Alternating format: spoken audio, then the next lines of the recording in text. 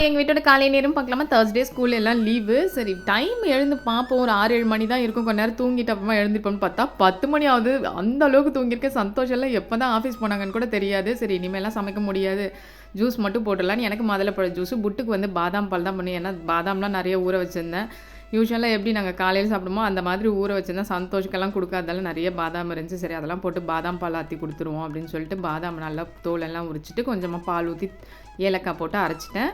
Custard powder கொஞ்சம் போட்டு பால் ஊற்றி கலக்கிட்டேன். அப்போ தான் திக்காக வரும்னு சொல்லிட்டு நல்லா திக்காக பால் காய்ச்சிருந்தேன். அதில் கொஞ்சமாக குங்குமப்பூ, இந்த கஸ்டர்ட் பவுடர், பாதாம்லாம் அரைச்சதெல்லாம் ஊற்றி கொஞ்சம் நல்லா கலந்து நல்லா திக்காக வர வரைக்கும் ஒரு 2 ஸ்பூன் சுகர் போட்டு நல்லா சூப்பராக ரெடி பண்ணிட்டேன் பாதாம் பால்.